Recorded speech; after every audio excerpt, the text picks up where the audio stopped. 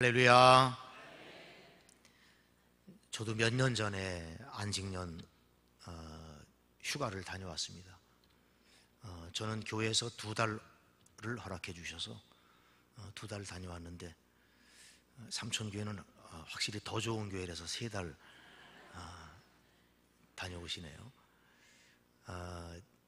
너무 좋았어요. 제가 안식년 휴가를 다녀올 때 한 달은 평소에 제가 마음에 담고 있었던, 꼭 가보고 싶었던 교회를 한 달 동안 한 50여 교회를 다녔습니다. 국내외. 그래서 미국의 8교회를 포함해서 그냥 자유롭게 한 50여 교회를 그렇게 방문하고, 또 벤치마킹 할 곳은 없는가 또 둘러보고, 살아있는 교회, 정말 그렇지 못한 교회 다 이렇게 방문할 기회가 되고, 또 목사에게도 꼭 참석해서 예배드리고 싶은 그런 교회가 있습니다. 여러분들이 그런 목사님들에게 그런 기회를 주셔야 됩니다. 목사의 예배가 살아나야 여러분 예배의 은혜가 됩니다. 목사가 예배를 늘 오랫동안 인도하다 보면, 좀 죄송한 표현이지만 자기 예배가 살지 못하는 경우가 있어요. 그래서 이건 아주 끔찍한 일이긴 하지만 실제로 그런 일들이 얼마든지 일어날 수 있습니다. 한번 상상해 보세요. 목사가 자기 예배가 살지 못해서, 목사가 자기가 드리는 예배의 은혜와 감동이 사라져서 그런 예배를 인도한다면, 그런 예배에 여러분들은 얼마나 하나님의 임재나 영광을 경험할 수 있겠습니까? 목사가 예배가 살아야 돼요. 그래서 그런 기회를 주셔야 됩니다. 근데 저는 안식년 때 어느 분이 다녀오니까 저에게 그렇게 물었어요. 목사님, 안식년 2달 보내면서, 안식월 2달 보내면서 뭐가 제일 좋았습니까? 저는 주저하지 않고 예배가 제일 좋았습니다. 그랬어요. 예배가. 제가 가서 드리고 싶은 그 교회에서 앉아가지고 예배 드릴 때 눈물 없는 예배가 없었어요. 얼마나 감격스럽고 얼마나 감사가 넘치고 기쁨이 있고 은혜가 충만했는지. 여러분, 목회자가 아내와 함께 회중석에 앉아서 예배 드리는 기회가 그렇게 없잖아요. 더구나 주일 예배. 근데 주일 예배를 그렇게 드리다 보니까 진짜 휴가는 토요일이더라고. 토요일이 얼마나 자유로운지 몰라요. 너무너무 완전히 짐에서 벗어난. 그래서 진짜 휴가와 쉼은 토요일에 주어지는 걸 느꼈어요.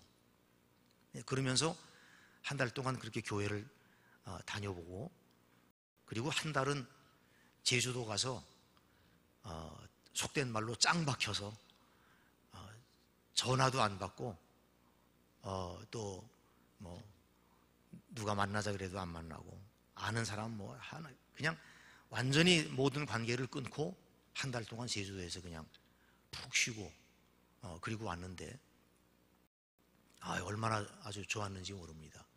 그 힘으로 지금도 버티고 있어요. 몇 년 전의 일이지만. 그래서 지금 우 목사님 안식을 가신 게 참 부럽기도 하고, 또 정말 귀한 시간 보내시는구나 하는 그런 마음을 갖고, 삼천교회가 정말 좋은 교회구나 하는 그런 생각을 하게 됩니다. 우 목사님으로부터 특세 부흥회 한 주간 인도해 달라고 하는 부탁을 받았을 때 좀 의아했습니다. 지난달에 오셔서 말씀 전하신 최은영 목사님 말대로 사람을 무시하는 건지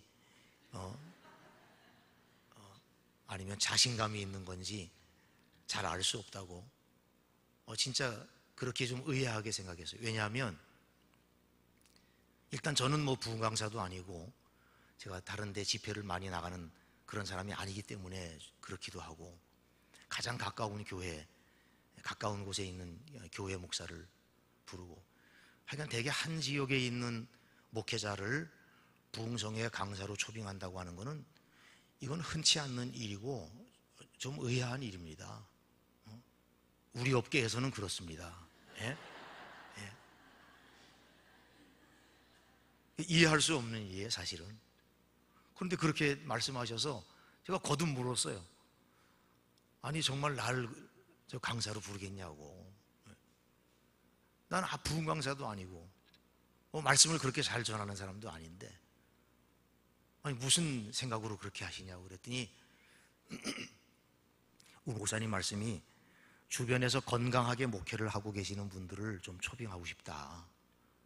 그래서 우리 가까이에서 늘 만나고 하는 분들 가운데 건강하게 목회하고 있는 분들을 좀 초빙해서 말씀을 나누고 싶다. 이런 생각이 들었다고. 그래서 그렇다면 그 생각에 동의할 수 있지만 그러나 강사로 초빙할 때 다 출중한 분들을 모시려고 하는데 나는 그러지 못해서 어떡하냐고 그랬더니 아유 걱정하지 말고 오라고. 그래서 그냥 참 순응하는 마음으로 그렇게 이제 오게 됐습니다. 여러분 우 목사님 위해서 기도 많이 해주시고 건강하게 잘 다녀오시도록 여러분들 확신하셔도 됩니다. 안식월 다녀오시면 훨씬 더 좋아지십니다. 그리고 사람이 쉼을 얻고 난 이후에 나타나는 현상은 에너지가 충전되는 것이고 그리고 회복되고 새로운 그 지향점이 생기는 것이기 때문에 아마 이번 우 목사님의 안식월을 통해서 삼천교회가 더 좋아질 줄로 믿습니다. 오늘도 좋은 날, 기쁜 날, 하나님의 은혜가 넘치고 행복한 아침이 되시기를 축복합니다. 또 인사 나누시죠. 예배는 십자가다 그랬으니까 같이 앞뒤 좌우로 인사 나누겠습니다. 잘 오셨습니다. 은혜 받읍시다. 사랑합니다. 축복합니다.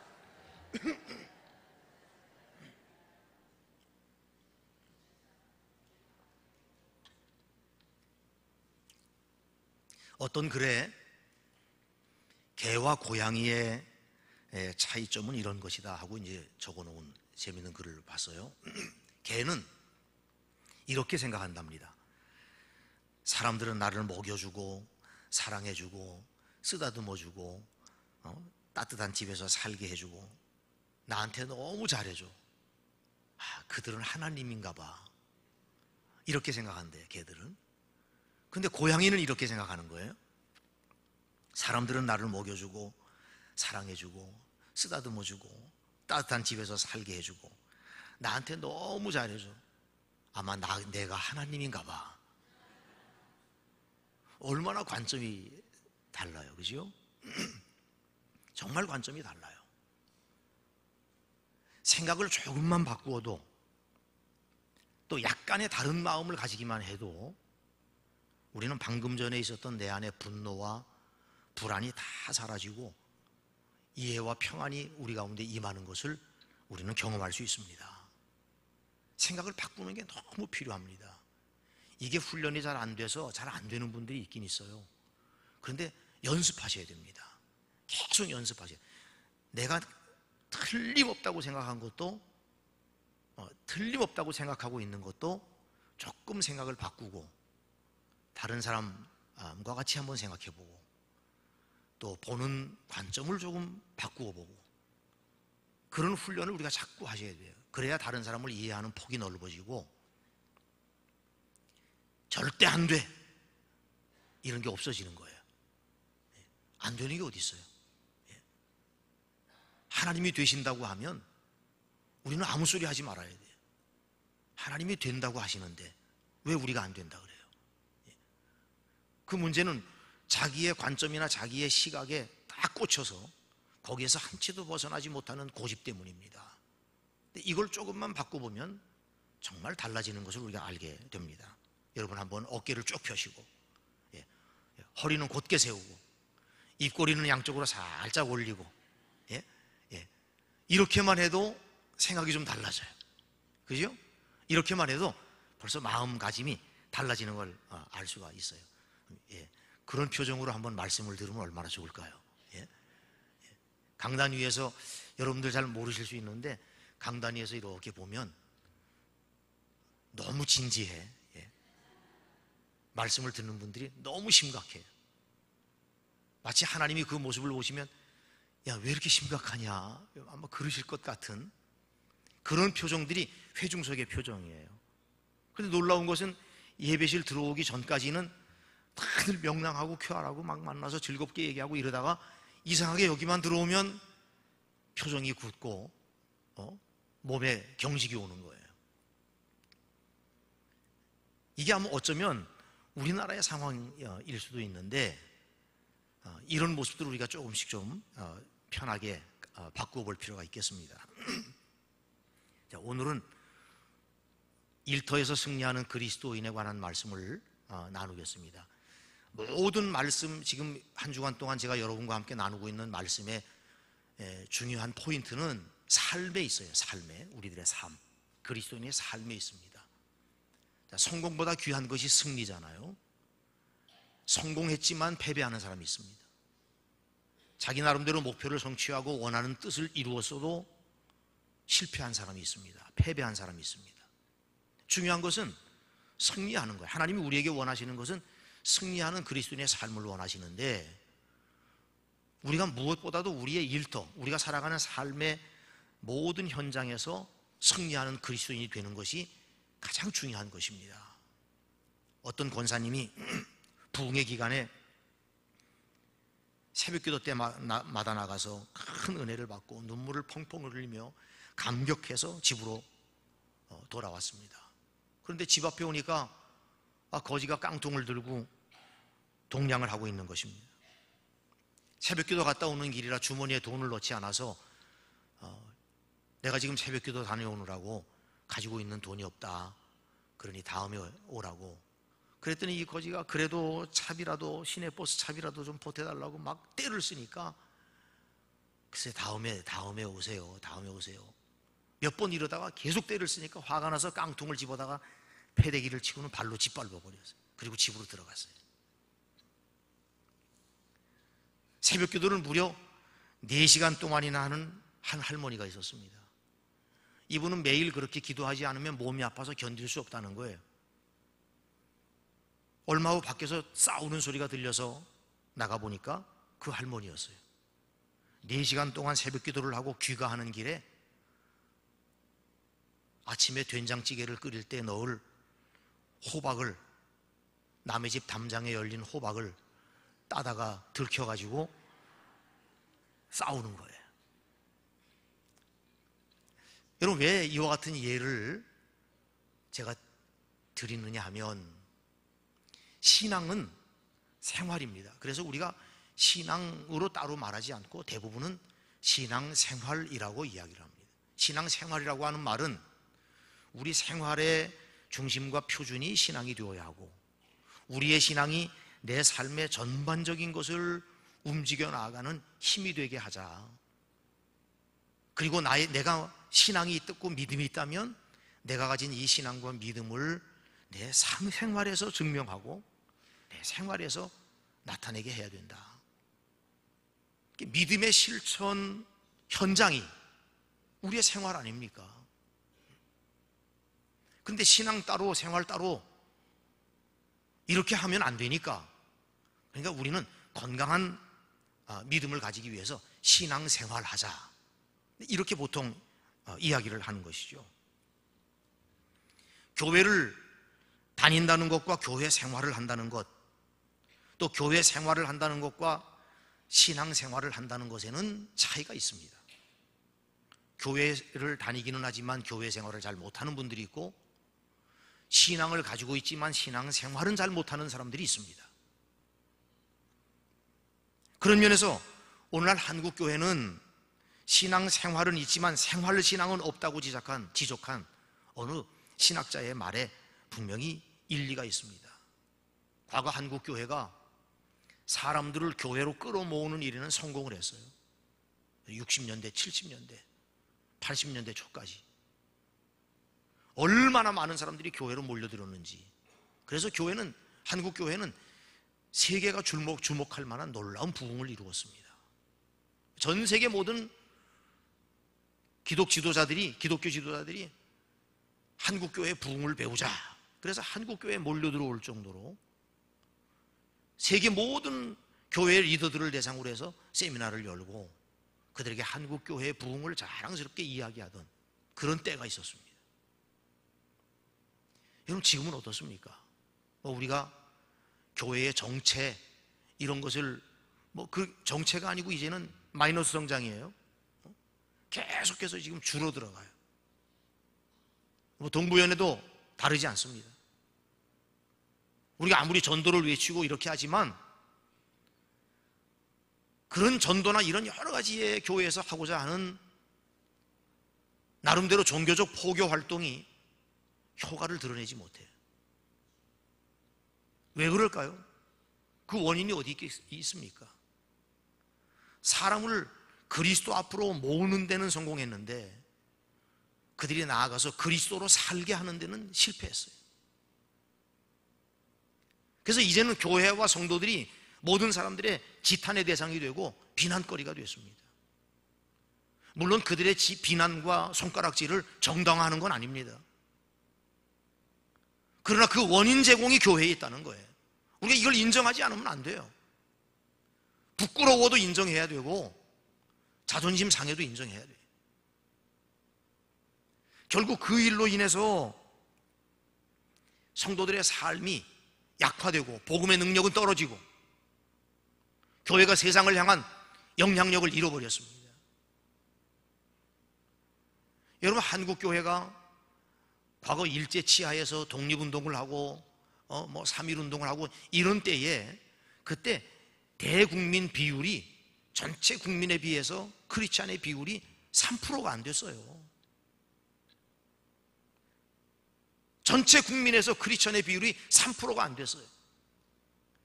근데 그런 적은 수에도 불구하고 그때 크리스찬들은 세상을 향한 영향력이 강력했습니다. 대부분의 모든 독립운동가, 또 그때 당시 국가를 이끌고 정부의 지도자가 되었던 수많은 사람들, 경제적으로나 정치적으로나 군사적으로나 어떤 면에서 앞장서 있고 그들에게 영향력을 강하게 발휘하는 거의 1%에 해당하는 사람들을 보면 그 가운데 반수 이상이 거의 크리스천들이었어요. 그들은 사회에서 존경받고 사람들과 함께 있으면 모든 사람들이 그의 말과 지도를 따르기를 즐거워했습니다. 신앙생활이라고 하는 것은 바로 교회에서는 무엇이나 열심히고 하나님을 잘 믿는 것 같은데 교회를 떠나서는 하나님을 믿는 모습이 그의 삶에 보이지 않으면 우리는 그가 신앙생활은 하는 것 같은데 생활신앙은 없다. 한국교회의 큰 문제가 바로 그리스도인들에게 그리스도인다운 삶이 없다는 것이에요. 그 믿음은 있는데 그 믿음이 생활에서 보이지 않아요. 은혜 받았다고는 하는데 그 받은 은혜가 삶의 터전에서 증명되지 않아요. 한 사람 한 사람 교회에서 보면 모두가 다 훌륭한 신앙인들입니다. 교회 안에서 여러 가지 사역을 맡아서 할 때 보면 정말 세련되고 능숙한 사역을 잘 감당해요. 성경에 대해서 아는 것도 많고 신앙생활의 수많은 경험들을 같이 나눕니다. 그런데 그의 삶을 찾아가면 그의 삶 속에 하나님이 실종되어 있다고 하는 충격적인 현장을 발견하게 되는 것입니다.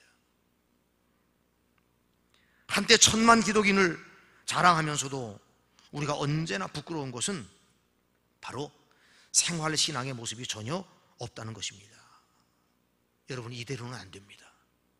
만약에 우리가 이와 같은 모습으로 10년이 지나고 100년이 지난들 세상을 변화시킬 수 있겠습니까? 그럴 수 없습니다. 무언가 삶의 신앙의 모습이 나타나야 합니다. 한 사람 한 사람이 정말 그가 예수 믿고 구원받은 하나님의 자녀다고, 그가 매주일 교회 가서 말씀을 들으면서 그 속에서 하나님의 음성을 듣고 하나님이 내게 지시하신 바를 따라 내게 허락하시고 명령하신 삶의 현장을 찾아가 그곳에서 주님의 뜻을 따라 순종하고 우리의 삶을 통해서 하나님을 보여주는 그 생활이 회복되고 그 생활이 강화되지 않으면 교회가 희망이 없고 그리스도인들에게 희망이 없습니다. 누군가는 저와 여러분을 잘 알지 못하는 사람이라도 그 누군가가 우리의 삶을 들여다보면 그 속에서 하나님의 사랑을 느끼고 그 안에 하나님의 살아계심을 볼 수 있고 주님이 우리를 통해서 향기로, 편지로 그렇게 나타나는 모습이 있어야 합니다. 여러분, 그래야 다른 사람이 감동되지 않겠어요? 그럴 때 우리가 전하는 복음이 능력 있지 않겠습니까? 오늘 우리가 읽은 이 본문의 말씀은 그리스도인들에게 노동의 원리, 혹은 직장생활의 원리, 혹은 그리스도인들이 살아가는 삶의 현장에 무엇이 힘이 있는가 하는 것을 우리에게 보여주고 있는 아주 중요한 본문입니다. 제가 이 시간 여러분과 함께 말씀을 나누면서 삶의 일터라고 하는 이야기를 하면 직장인만 가리키는 게 아니고, 직장인에게 있어서는 당연히 회사와 같은 그런 현장을 말하고, 학생들에게는 학교, 전업주부들에게는 가정, 우리가 카페에 가 있든지 식당에 가 있든지 사무실 테이블 위에 앉아 있든지 테이블에 앉아 있든지 어떤 자리든지 우리가 주로 살아가는, 또 하나님을 예배하거나 어떤 종교적 표현이나 종교적 행위로 하는 것을 제외한 나머지 우리의 모든 삶의 현장, 그 현장을 가리켜서 오늘 제가 여러분과 말씀을 나눌 때 일터라고 하는 개념으로 제가 말씀을 드리는 것입니다. 그리스도인의 삶의 승리는 분명히 주일의 교회가 아니라 월요일에서 토요일까지의 삶의 일터에서 확인되어야 합니다. 정말 그 사람이 그리스도인으로서 승리하는 삶을 살아가느냐, 이건 교회에서 확인할 문제가 아니라는 거예요. 여러분들이 그리스도인들과 함께 모여서 생활할 때 그때 확인할 수 있는 문제가 아니라는 거예요. 여러분들이 넌 크리스천과 함께 섞여 살아가는 삶의 현장, 하나님이 여러분들을 파송하시고 파견하신 그 일터, 거기에서 여러분이 그리스도인으로서 진정 승리하는 삶을 살아가고 있는가 하는 것이 확인되어야 될 줄로 믿습니다. 주일은 우리가 일터에서 승리하기 위하여 준비하는 시간입니다. 다시 말하면 우리가 주일 예배장에 나와서 하나님의 임재를 경험하고 성령의 충만을 경험했다고 하는 그 사실의 결과가 월요일의 가정생활, 월요일의 직장생활, 월요일의 학교생활의 변화의 열매로 나타나야 되는 것입니다. 그러면 우리 그리스도인들이 그들의 일터에서 진정한 승리를 경험하기 위해서 우리가 무엇을 해야 되겠습니까? 오늘 말씀은 정말 구체적인 말씀입니다. 사실 해석할 이유도 별로 없어요. 그냥 이 말씀을 읽고 그대로 받아들이면 그게 우리 생활의 지침이고 삶의 교과서가 되는 겁니다. 너무 구체적으로 잘 나와 있어요. 먼저는 모든 일을 주의 일로 생각하라는 거예요. 여러분이 하나님이 맡겨주신, 하나님이 허락하신 감당하는 그 일, 모든 일을 하나님의 일로 생각하라는 것입니다. 여러분과 저는 주의 일 하면, 주의 일, 그렇게 하면 제일 먼저 무엇을 떠올리게 되십니까?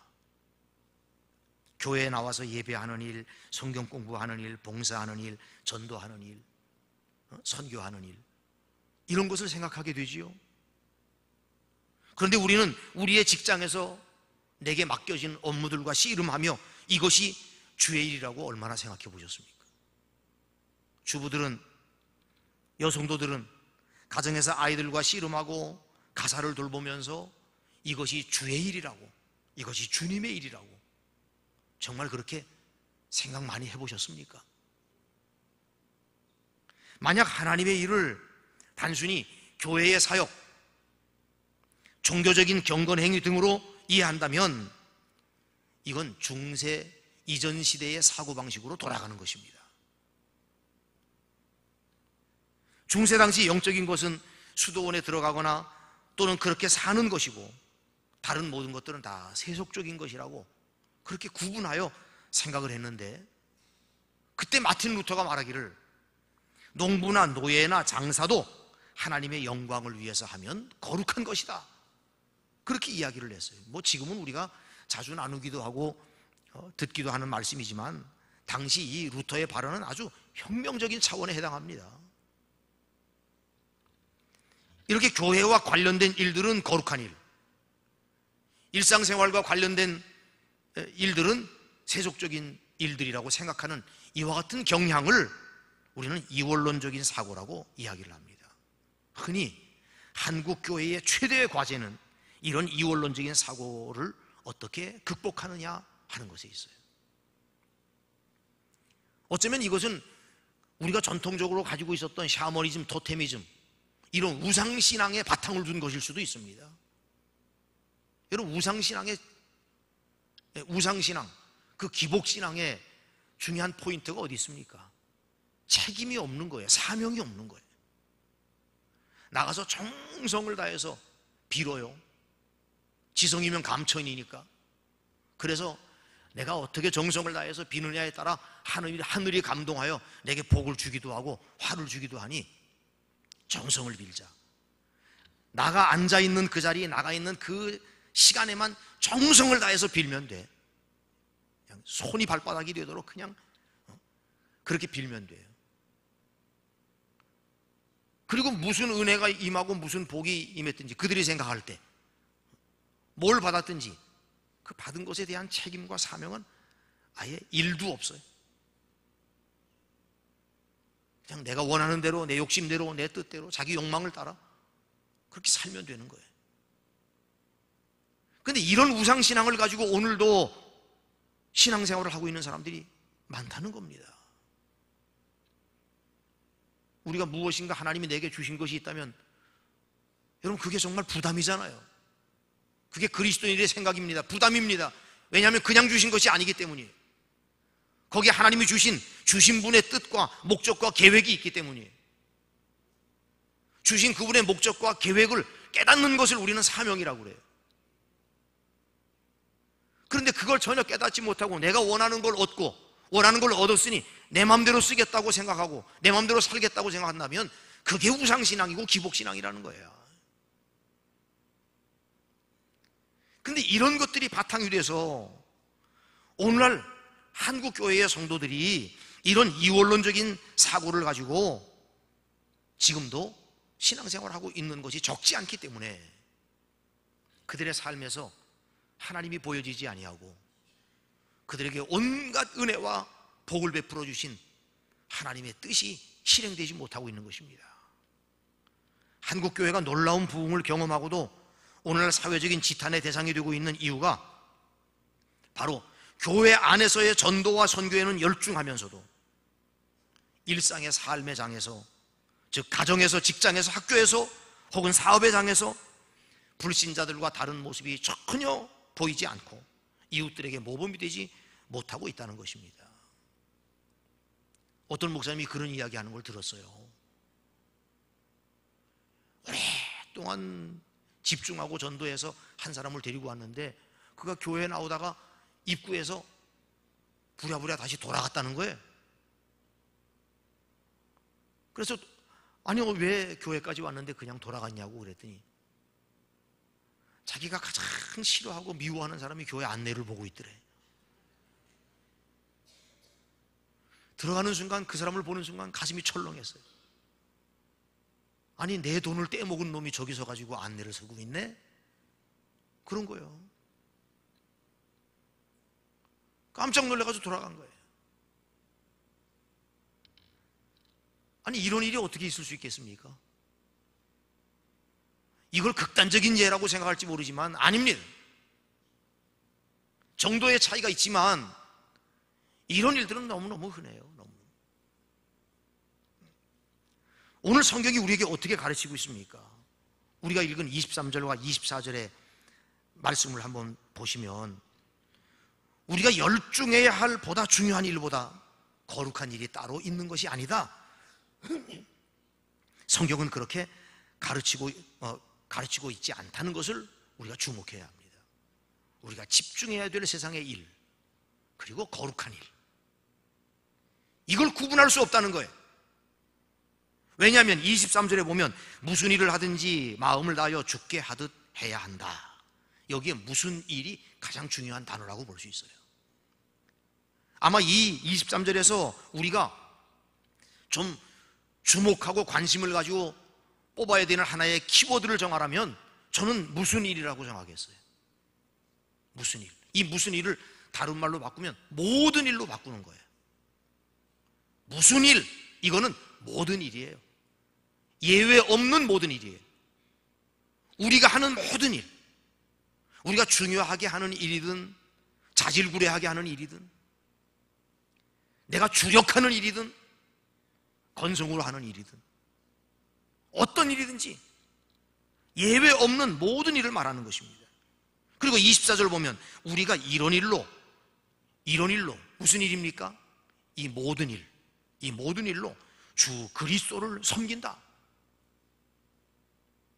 우리가 하나님을 섬기는 것은 나와 예배하거나 어떤 그런 종교적 행위를 수반한 여러 가지 정해진 장소에서 정해진 순서를 따라 정해진 시간에 정해진 사람들과 그렇게 드리는 예배가 아니라 우리가 일상생활에서 하나님이 우리에게 맡겨주시고 허락하신 그 모든 일을 하면서 주님을 섬긴다는 거예요. 바로 일상생활의 장이 주님의 섬김의 장이라고 우리에게 가르쳐주고 있고, 일상생활에서 하는 우리의 모든 일이 하나님이 받으시는 산 예배라고 우리에게 말씀해주고 있는 것입니다. 오늘 본문은 골로새서라는 바울 서신의 한 대목인데, 여러분 골로새서의 주제가 바로 그리스도의 주권이잖아요. 로드십, 그리스도의 주권이에요. 주권이라고 하는 말은 그냥 말 그대로 주님께 주인의 권리가 있다는 거예요. 그걸 인정하는 거예요. 우리가 고백하는 것이고 순종하는 것이에요. 우리가 원래 예수 그리스도를 영접할 때 주변 인물 또는 구경꾼으로 영접했습니까? 예수 그리스도를 내가 영접할 때, 그래서 그리스도를 영접하는 그 믿음으로 구원을 받을 때 예수님은 우리의 주인으로 영접한 거예요. 근데 정말 주님이 여러분의 주인 되셨습니까? 여러분 주인 앞에 언제나 모든 삶의 현장에서 무릎 꿇고 계십니까? 삶의 모든 영역의 주인을 주님으로 인정하십니까? 내 경제생활, 자녀교육, 가정생활, 부부생활, 교회생활, 친구관계, 모든 것 다 주인으로 인정하세요? 실제로 그렇지 않은 경우가 얼마나 많으냐는 거예요. 예수님을 나의 주인으로 영접합니다. 말은 잘해요. 말은 그렇게 했어요. 근데 실제로 가만히 보세요. 얼마나 많은 삶의 영역에서 내가 주인 노릇하고 있습니까? 그런데 골로새서의 주제가 바로 그리스도의 주권이에요. 그리스도가 우리를 창조하시고 우리를 섭리하시고 우리를 구원하시고 어제도 오늘도 내일도 우리와 함께 하시며 우리의 길을 언제나 선하게 인도하시는 주인이심을 우리가 고백한다면 그분은 우리의 일상생활의 영역, 모든 영역에서도 주가 되셔야 마땅합니다. 여러분과 저는 주일에 교회에 나와서 기도하실 때만 주여 주여 할 것이 아니라 가정에서 설거지하고 빨래하다가도 도우심이 필요할 때 주여 하셔야 되고, 직장에서 지혜가 필요할 때도 주여 하셔야 되고, 공부하다가 지혜가 모자랄 때에도 주여 하셔야 됩니다. 그 주여 하는 것은 나의 주인이시여 주님의 주권을 고백하는 것이에요. 내가 안 되니까 지금 돼도 주인이지만, 쉬운 일도 수월하고 편한 일도 주님이 주인이시지만, 그러나 잘 안 되는 일 가운데 더욱 주님이 우리의 일을 주관하시고 역사하셔야 되기 때문에 우리는 그때마다 주님이 나의 주인이십니다 라고 고백하며 주여 주여 하고 말씀하는 것이죠. 그래야 진정 그가 우리의 모든 삶의 영역에서 주인 되실 수 있고, 그때 우리가 감당하는 모든 일이 주의 일이 되는 것입니다. 여러분들이 무슨 일을 하든지 여기 주님이 계시고 주님이 나의 주인이시니 주인의 뜻에 따라 내가 순종하여 말하고 행동하고 계획하고 결정하고 선택할 수 있어야 된다는 거예요. 그러므로 주님을 늘 의식하고 일해야 합니다. 거룩한 삶을 살 수 있느냐 없느냐의 가장 중요한 키는 그 사람이 얼마나 주님을 의식하고 생활하느냐에 달려 있어요. 우리가 인격적으로 주님을 만난다, 인격적으로 주님을 만난다고 할 때 그 인격적이라고 하는 의미가, 그 인격적이라고 하는 느낌이 상당히 모호해요. 여러분들은 인격적이라고 하는 의미를 어떻게 받아들이십니까? 우리가 주님을 인격적으로 만나야 한다, 하나님을 인격적으로 만나야 한다, 하나님을 인격적으로 만나는 체험을 해야 된다, 이렇게 말은 많이 하는데, 그런데 그 인격적이라고 하는 의미를 어떻게 구체화하여 여러분들이 해석하고 있습니까? 저는 이 말을 가장 잘 대체할 수 있는 단어가 있다면 난 실제화라고 말하고 있어요. 실제화. 인격적이라고 하는 건 다른 거 아니에요. 인격적이라고 하는 말은 지금 제가 이렇게 여러분과 함께 마주하고 있잖아요. 얼굴과 얼굴을 마주 맞대어 보고 있잖아요. 가까이에서. 그게 인격적이야. 실존재화하는 거예요. 하나님은 저 멀리 하나님 창공에 계신 것이나, 아니면 가끔 내가 부를 때나 찾아오는 분이나, 마음은 내가 영접했다고, 내 안에 성령님 계신다고 그렇게 하면서도 실제로 우리가 의식하고 느끼는 건 그런 방식으로 느끼기 쉬워요. 그런데 인격적으로 만났다는 건 매사 하나님의 실제화를 경험하는 거예요. 하나님이 실제로 여기 계시고 존재하는 걸 내가 늘 느끼는 거예요. 아니, 사람만 봐도, 누가 보고 있다고 하는 것을 의식만 해도 우리는 말도 함부로 못하고 행동도 함부로 못해. 남자들은 다 경험합니다만,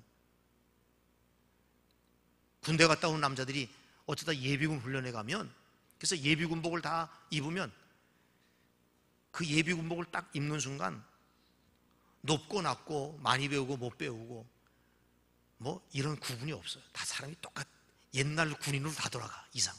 의식이 그렇게 바뀌어. 이상해요. 아무데나 오줌 싸고 말이야. 예? 말이 벌써 거칠어져요. 말이. 예비군복 입고 함께 만나면 벌써 말이 벌써 거칠어져.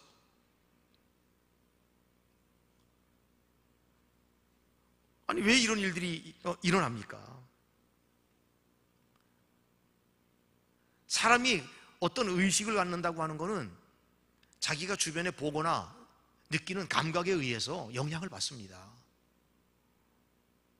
입는 옷에, 그리고 그 옷에 따른 여러 가지의 과거의 추억들이 그를 순간 사로잡으면, 그러면 그는 그냥 옛사람으로 돌아가는 거예요.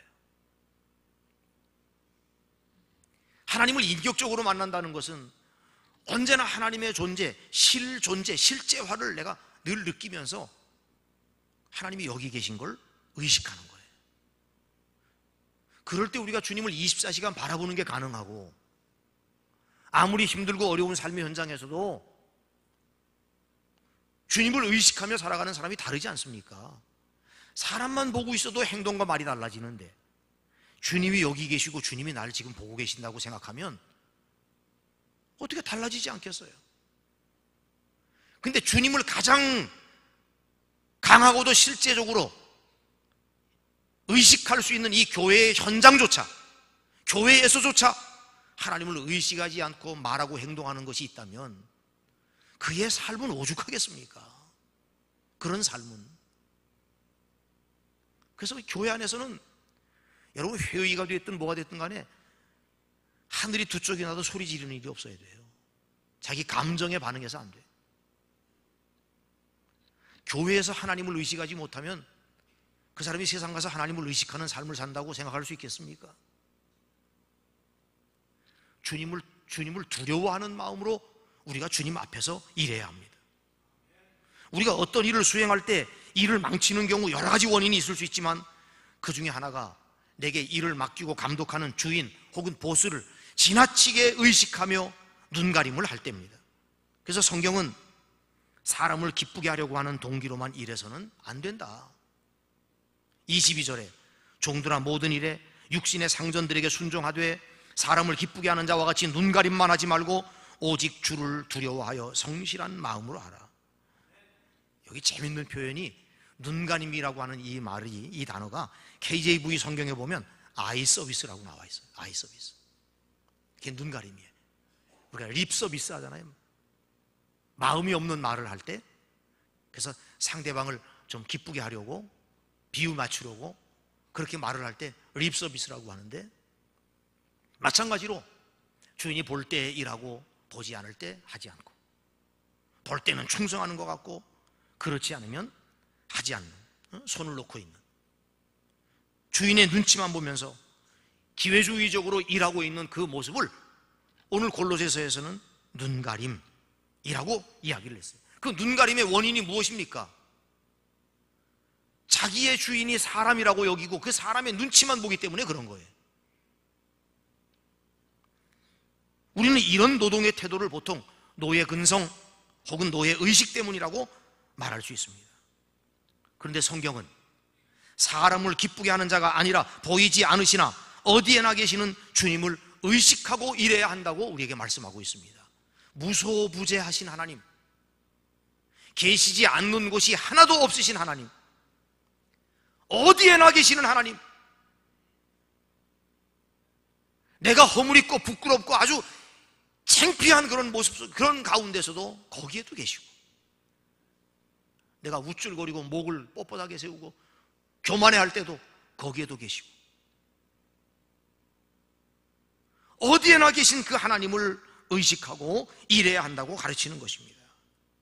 이 성경적인 주인의식은 우리가 어디나 무엇을 하든지 여기에도 계시고 나를 보고 계시고 나와 함께 계시고 우리가 그분 앞에서 일하는 겁니다.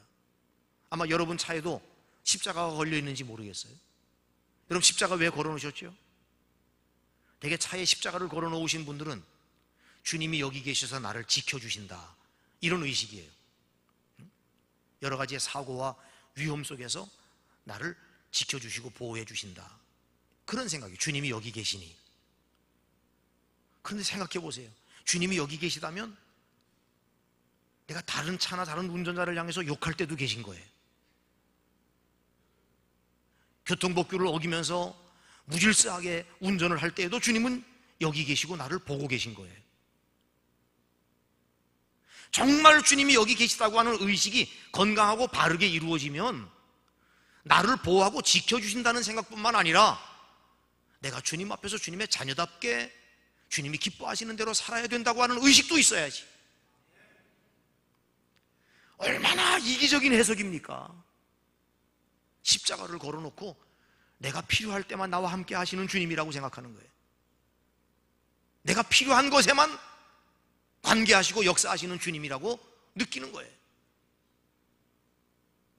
주님이 여기 계시다고 하는 것은 종교개혁자들이 말했던 코람데오, 그 말이 코람이라고 하는 라틴어는 무엇 앞에서 무엇 면전에서, 그런 뜻이잖아요. 데오는 하나님이고, 그래 하나님 앞에서 산다는 이야기입니다. 내가 무슨 일을 하고 어디에 있고 누굴 만나고 그 모든 현장에 나는 하나님 앞에서 산다.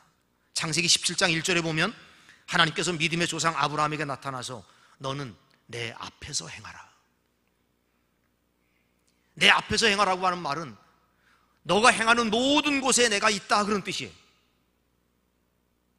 바울 사도는 이런 의식이 바로 직장의 피고용인 뿐만 아니라 고용주에게도 동일하게 필요하다고 말씀하고 있는 겁니다. 그래서 오늘 골로새 4장 1절도 말씀 본 거예요. 상전들아, 의와 공평을 종들에게 베풀지니 너희에게도 하늘에 상전이 계심을 알지어다. 우리 크리스찬들이 성경적으로 해석해 보면 오늘날 문제화되고 있는 갑질의 가장 중요한 문제는 그들이 하나님이 계신 걸 알지 못하기 때문에 그런 거예요. 피고용인만 그런 것이 아니고 고용인들도 마찬가지로 모든 사람들이 다 하나님 의식 가지고 일해야 된다는 것이. 여러분, 이런 의식이야말로 바로 진정한 성경적 주인의식이라고 우리는 말할 수가 있습니다. 우리 모두는 하늘의 상전이신 주인을 의식하고 다만 그분 앞에서 일하고 살아야 합니다. 이런 의식을 갖는 순간 비로소 우리는 인간적 노예 의식에서 자유할 수 있고 우리의 모든 상황, 모든 일터에서 정직하고 성실하고 믿음으로 최선을 다해서 일할 수 있는 진정한 그리스도인의 삶이 나타나게 되는 것입니다. 이렇게 할 때 모든 일을 죽게 하듯 성실하게 해야 된다고 성경은 우리에게 말씀하고 있습니다. 우리가 일터에 설 때마다 늘 자신에게 돌아오는 질문이 있습니다. 그러나 구체적으로 어떻게 일해야만 고통스럽지 않게 즐겁게 일할 수 있을까? 성경은 우리들에게 아주 간단하게 효율적인 방편을 가르치고 있습니다. 23절이 바로 그 대답입니다. 무슨 일을 하든지 마음을 다하여 죽게 하듯 하고 사람에게 하듯 하지 말라. 죽게 하듯 하라 하는 것이. 부모가 자녀를 대할 때도 죽게 하듯 해야 돼요. 자녀가 부모를 대할 때는 말할 것 없어요. 근데 부모가 자녀를 대할 때도 주님을 대하듯 그렇게 존중하고 사랑하고 섬기며 해야 됩니다. 주님이 이 일을 내게 맡기셨다고 하는 생각을 늘 갖고 일하라는 것입니다. 어떤 차이가 있을까요? 여러분, 사랑하는 주님이 내게 이 일을 맡기셨고 주님이 내게 이 일을 맡기신 것 가지고 내가 한다고 하면 우리가 정말 성실하게 그리고 기쁨으로 그렇게 일하지 않겠어요? 여러분 다 기억나시잖아요. 옛날 초등학교 다닐 때 선생님 아침에 들어와서 무슨 심부름을 시키면서 내 이름을 불러주면 그게 얼마나 즐겁습니까? 기쁩니까? 어릴 때 선생님이 들어와가지고 야 김홍구 저 교무실에 가서 급식 빵 가져와. 그러면 들통 가지고 가가지고 급식빵을 받아. 그게 뭐 사실은 좋은 일이에요. 이게 그냥 사소한 심부름인데, 그런데 선생님이 내 이름을 불러주고 선생님이 그 일을 내게 맡겼다고 하는 것 때문에 내가 막 즐겁게 그 일을 하는 거야. 가서 막 즐거운 걸음으로 뛰어가서 어떻게 좀 그 별것 아닌데 그 일을 좀 잘해보려고, 그래서 선생님한테 좀 인정받아 보려고. 하나님이 이 일을 지금 내게 맡기셨다고 하는 마음을 가지면 틀림없이 우리는 그 일을 기쁘게 할 수 있고 성실하게 할 수 있습니다. 문제는 그 일이 하나님께로부터 우리에게 주어진 일, 하나님이 내게 맡기신 일이라는 의식을 갖지 못하는 거예요. 그러니 일하면서 짜증내고, 심지어 교회 안에서 하는 교회 사역을 하면서도 주의 일이, 아니 교회에서 하는 사역을 주의 일이라고 느끼지 못한다면 어디 가서 주의 일이라고 느끼겠어요? 이 일을 하면서도 짜증 부리고 다투고 부딪히고 상처받고 이런 일들이 생기는 거예요. 같은 맥락의 교훈을 기록한 에베소 6장 7절 말씀 보면 기쁜 마음으로 섬기기를 주께 하듯 하고 이렇게 되어 있어요. 여기서 말하는 기쁜 마음, 전에 우리가 사용하던 그 개역 한글 그 번역판을 보면 거기에서는 이 기쁜 마음을 단 마음으로 이렇게 되어 있어요. 단 마음으로. 저는 이 표현이 참 마음에 와 닿아요. 단 마음으로 섬기기를 주께 하듯 하고, 내가 사랑하는 주님 그리고 나를 사랑하는 주님께서 나에게 이 일을 맡기셨다고 하는 그 즐거운 마음으로 일하는 거지요. 그때 비로소 노동은 괴로운 노동이 아니라 즐거운 노동이 될 수가 있는 것입니다. 여러분, 사실 타락 전 그리고 타락 후 그때 노동관의 변화가 일어난 거예요. 아담과 하와가 타락하여 범죄하여 에덴 동산을 떠나고 난 이후부터 노동이 생긴 게 아닙니다. 노동은 아담과 하와가 범죄하기 이전 에덴 동산에도 노동이 있었어요. 왜 그렇습니까? 하나님이 아담에게 그 에덴 동산의 모든 것들을 다 맡기시고 관리하고 다스리도록 주셨는데 어떻게 우두커니 가만히 앉아서 눈으로 보고 관리가 되겠어요? 그때도 열심히 일을 해서 땀을 흘렸어요. 달라진 것이 있다면 타락 전에도 있었던 노동이었지만, 에덴 동산을 경작하는 책임이 있었으니 노동이 있었지만, 타락의 결과는 즐겁게 일해야 할 노동이 괴로운 노동이 되었다는 것이에요. 그러나 이제 우리가 구원받은 그리스도인이 되었다면 이 일의 태도가 달라져야 하고 노동에 대한 의식이 달라져야 합니다. 즐겁게 일해야 합니다. 노래하며 휘파람 불며 일해야 합니다. 하나님 내게 맡겨주신 일, 하나님이 내게 주신 일이라고 하는 의식을 가지고 성실하게 기쁘게 감당해야 됩니다. 무엇보다 그리스도인들은 성실하게 일해야 됩니다. 때로는 불신자들이 맡겨진 일들을 신자인 우리보다 훨씬 더 잘할 수 있습니다. 그러나 그리스도인이 예수 믿지 않는 사람들 앞에 내세우는 자신감, 자신 있게 내세우는 것은 너무너무 분명해요. 너희들보다 못 배우고 너희들보다 많이 가지지 못했고 너희들보다 전문성도 부족할 수 있지만 그러나 성실에 대해서만큼은 내가 자신 있다. 사랑하는 일만은 내가 자신 있다. 정직하게 일하는 것만큼은 내가 자신 있다. 여러분, 이것은 우리 그리스도인의 트레이드 마크가 되어야 되잖아요. 그런데 오늘 우리가 예수를 믿지 않는 불신자들과 똑같은 의식과 가치관을 가지고 그들처럼 높은 곳에 올라가려고 경쟁하고 더 많은 것을 가지려고 경쟁하고 그들처럼 똑같은 세속의 성공의 사고방식을 가지고 경쟁하고 그렇게 다툰다면 그런 우리의 모습을 통해서 누가 하나님을 발견할 수 있고 누가 감동을 얻을 수 있겠습니까? 그래, 내가 너희들보다 못 산다. 그러나 사랑하는 일만큼은 나를 따라올 수 없을 거다. 정직하게 살고 성실하게 사는 것만큼은 내가 정말 자신 있다. 그게 그리스도인의 모습이 되어야 되지 않겠습니까? 3장 22절에 이 성실한 마음이라고 하는 단어가 히라보에서 아플로테티라고 하는 단어로 사용이 됩니다. 이 말은 나누어지지 않는 마음, 집중하는 마음, 싱글 하트, 한 마음. 우리가 상한 심령을 브로큰 하트라고 말하죠. 깨어진 마음, 산산조각 났어요. 금이 다 가고. 그런데 여기서 말하고 있는 성실한 마음은 한 마음이라는 거 하나.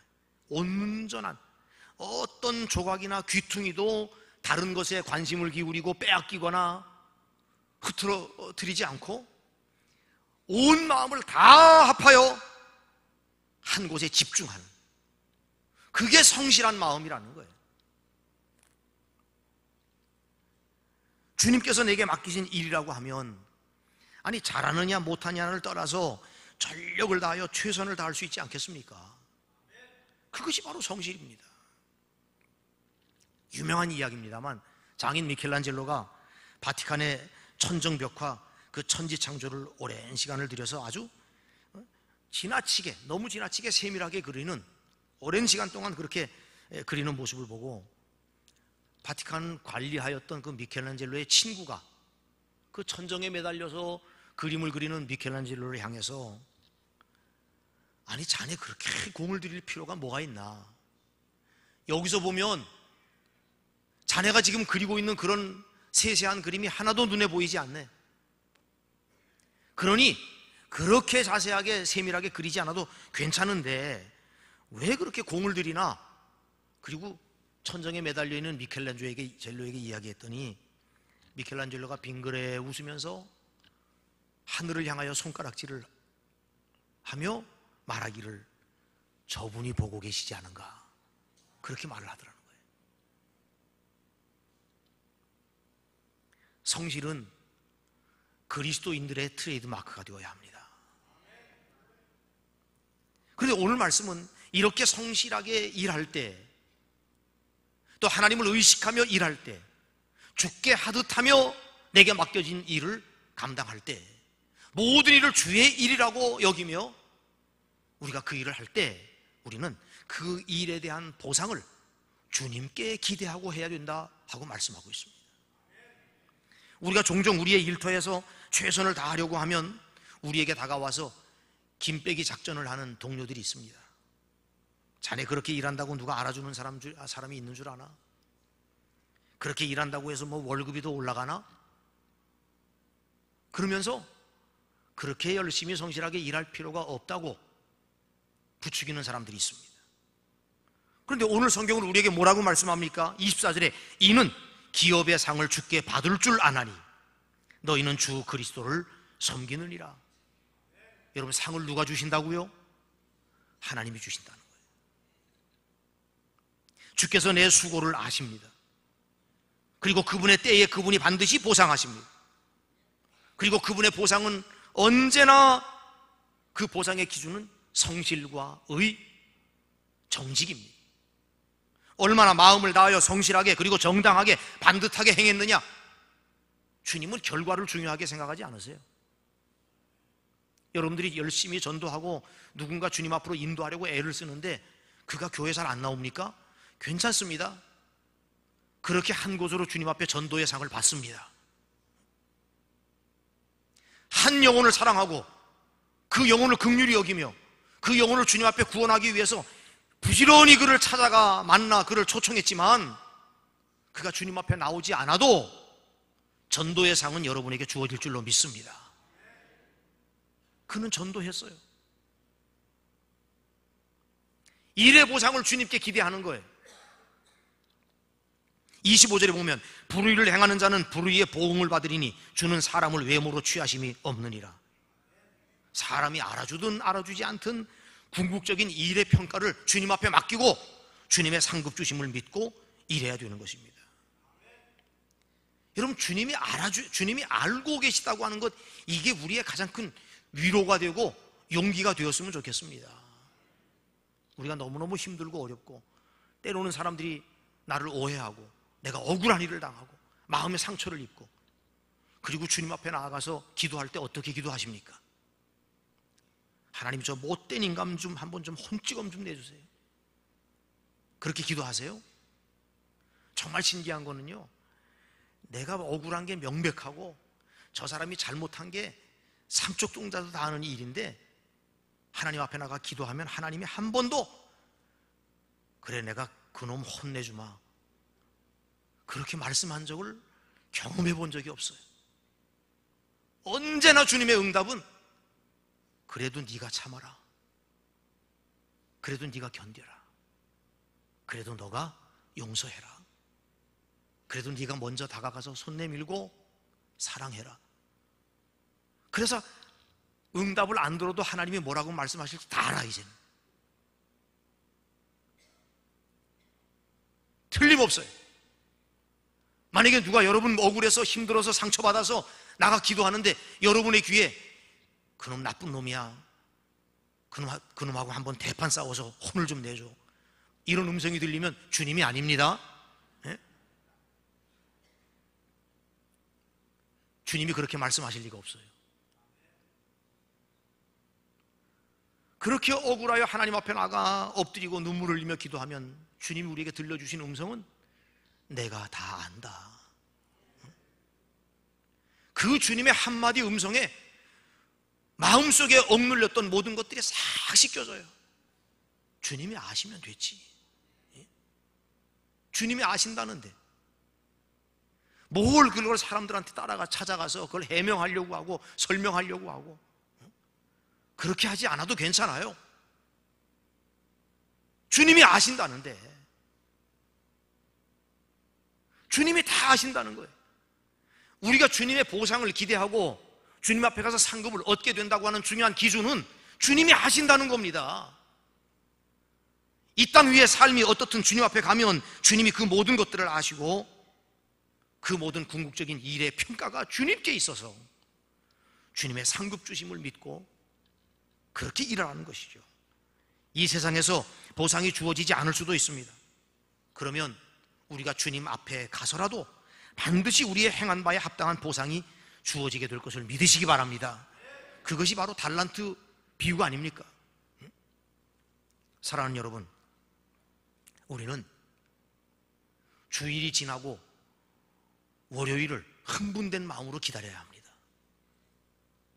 가정에서 그리고 직장에서 힘써 성실하게 일할 그 보람있는 땀 흘림을 위해서 우리 모든 교회의 존재의 사명으로 생각하는, 모든 교회가 우리 존재의 사명으로 생각하는 그리스도인의 상, 그것이 바로 그것입니다.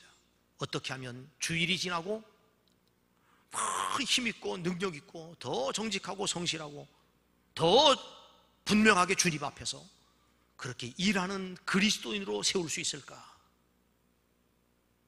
주일 이전까지 지치고 힘들었던 사람이 다시 그 은혜로 힘을 얻고 일어서 세상을 향해서 믿음으로 나아가는 그런 모습, 교회의 진정한 비전과 목표가 바로 이런 일꾼을 만들어내는 것입니다.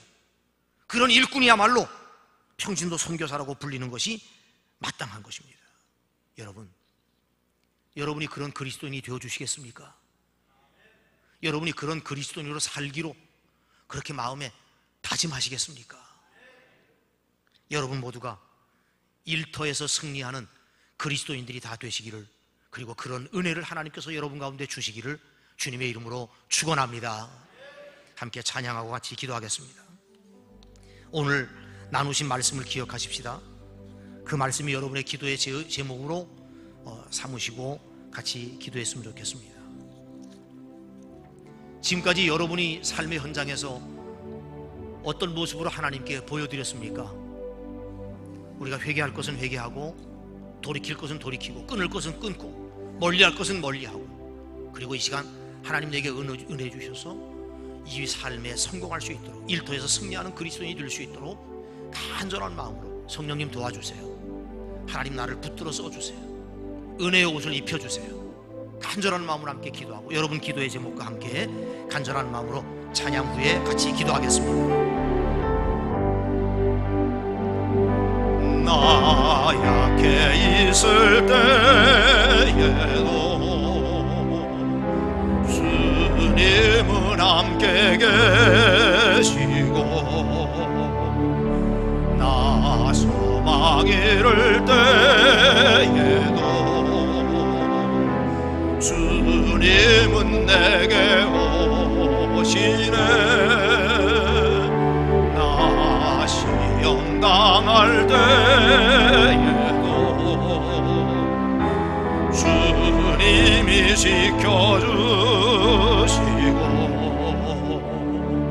나 실망 당할 때에도 주님이 위로한, 우리 다시 한번 합시다. 나 약해 있을 때에도, 나 약해 있을 때에도 주님이 함께 계시고, 나 소망 잃을 때에도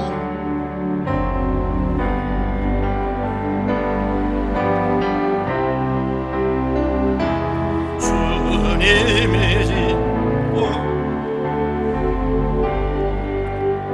나 시험 당할 때도, 시험 당할 때에도 주님이 지켜주시고, 나 실망 당할 때에 주님이 위로하시네. 주님이 위로하시, 우리 오른손 들고 주님만이, 주님만이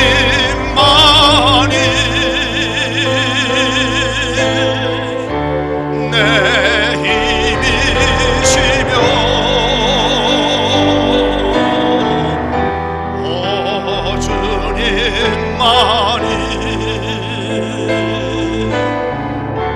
날 도우시네. 오 나의 주님, 오 나의 주님, 내 아버지여, 오 나의 주님, 내 사랑. 여러분 믿음으로 고백하세요. 주님만이 내 힘이시며, 주님만이 내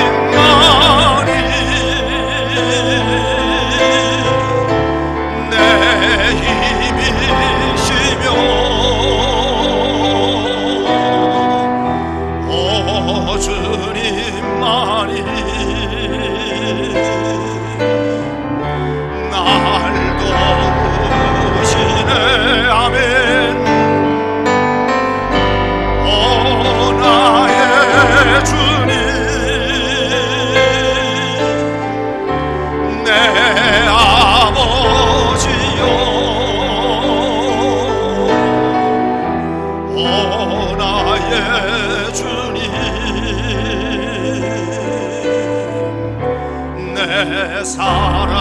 한번 고백합시다. 주님만이 내 힘이시며